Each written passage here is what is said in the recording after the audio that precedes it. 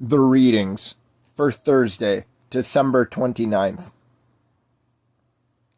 The epistle reading is from St. Paul's letter to the Hebrews, chapter 2, verses 11 through 18.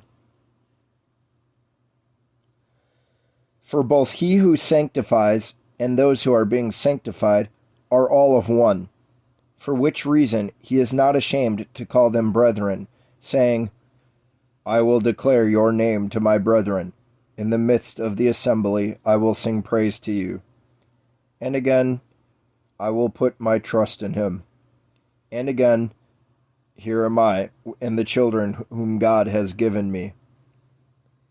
Inasmuch then as the children have partaken of flesh and blood, he himself likewise shared in the same, that through death he might destroy him who had the power of death, that is, the devil, and release those who through fear of death were all their lifetime subject to bondage.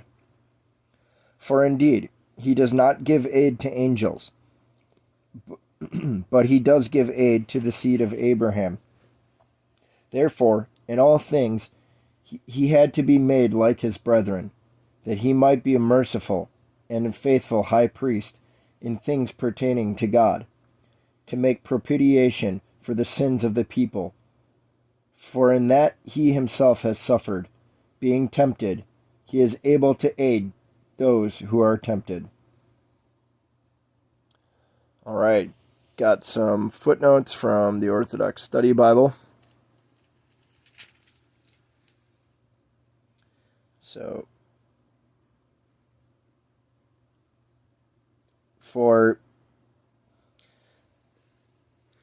slow boy whiteboard. This is another thing. Here's another example of what I was talking about. So for this exact passage, verses 11 through 18, it says that this passage is read on March 25th, the Feast of the Annunciation to the Theotokos, and on December 26th, the Synaxis of the Theotokos. Today is not either one of those. And it's not one of those days on the old calendar either. It's just like wrong. It's a couple days. Although I want to say we did read this a couple days ago on December 26th. So I guess today is just in addition to those 2 days. I'll have to go back and listen. But yeah, it doesn't list today. So I've just noticed a few different footnotes like that since I've started doing this. But whatever. It's neither here nor there.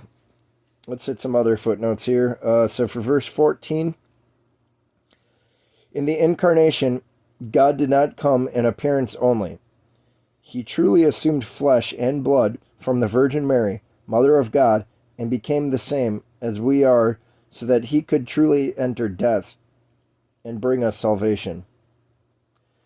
Christ destroyed the devil's power by using the devil's strongest weapon, death itself. For verse 15, there is a relationship between sin and death. Each one leads to the other. Sin causes death, and the fear of death leads one to sin, and thus to bondage, as noted in Romans chapter 5, verse 12. Christ sets us free from this bondage of sin and death. And for verses 17 and 18, in all things he had to be made like his brethren. Christ was even tempted, for what is not assumed is not healed, and what is united to God is saved. The Son is like us in his human nature. We do not become like him in his divine nature. Hebrews moves without transition from Christ as sacrifice to Christ as high priest, for he is the offering and offerer. He is merciful in behalf of those he serves and faithful in his ministry to God. The Gospel reading is from the book of Matthew, chapter 2, verses 13 through 23. Now, when they had departed, behold, an angel of the Lord appeared to Joseph in a dream, saying, "Arise, take the young child and his mother, flee to Egypt, and stay there until I bring you word, for Herod will seek the young child to destroy him." When he arose, he took the young child and his mother by night, and departed for Egypt, and was there until the death of Herod, that it might be fulfilled which was spoken by the Lord through the prophet, saying, "Out of Egypt I called my son." Then Herod, when he saw that he was deceived by the wise men, was exceedingly angry. And he sent forth and put to death all the male children who were in Bethlehem and in all its districts, from 2 years old and under, according to the time which he had determined from the wise men. Then was fulfilled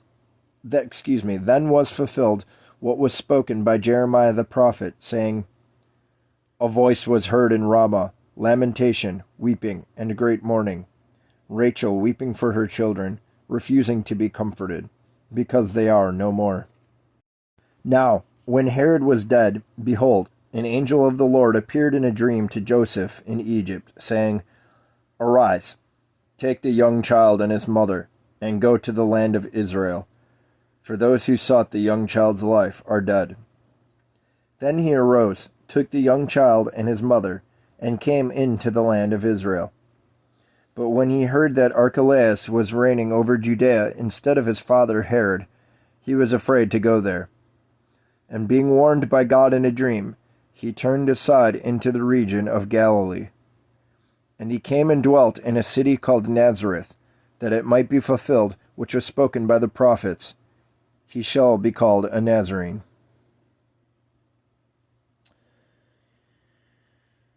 All right. Some footnotes from the Orthodox Study Bible. So,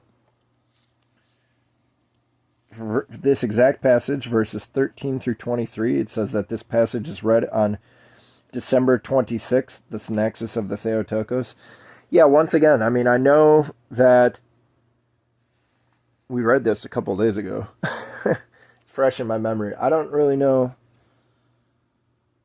why we're hitting it again, just this much soon after, and more so why it doesn't mention, like, today, as,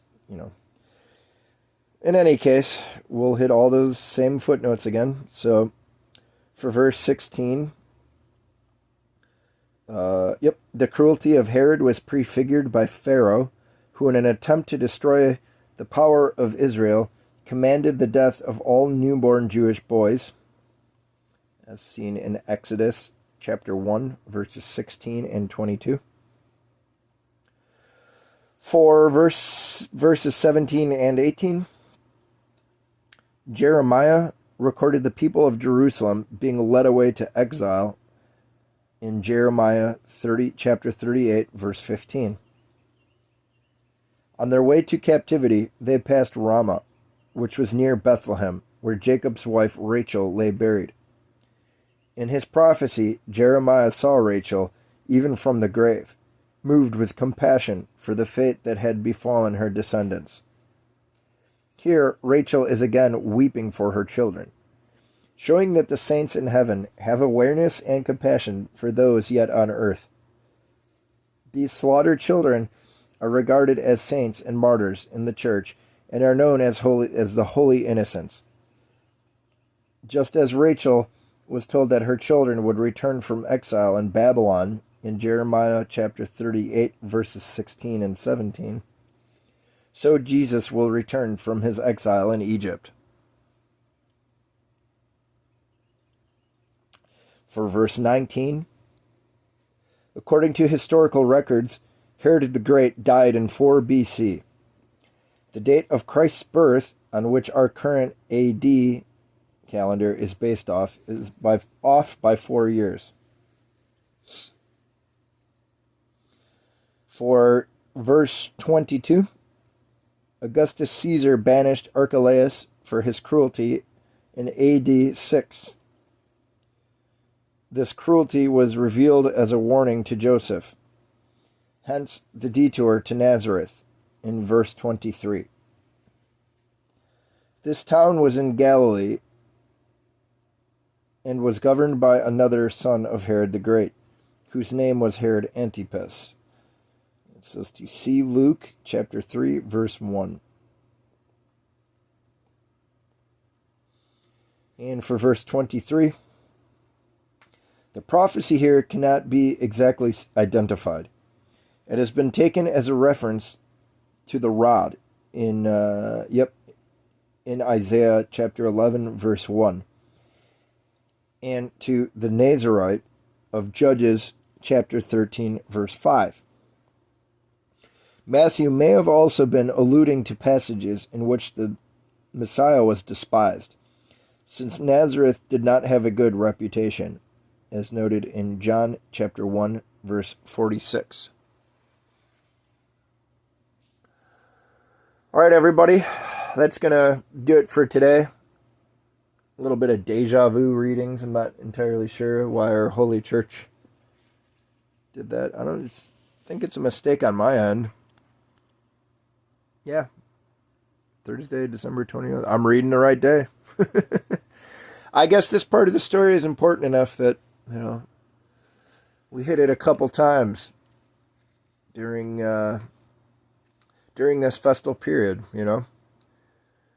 Fasting is prohibited. So I'm going to wrap this up now. I just ask that you all please include me, a sinner, in your prayers.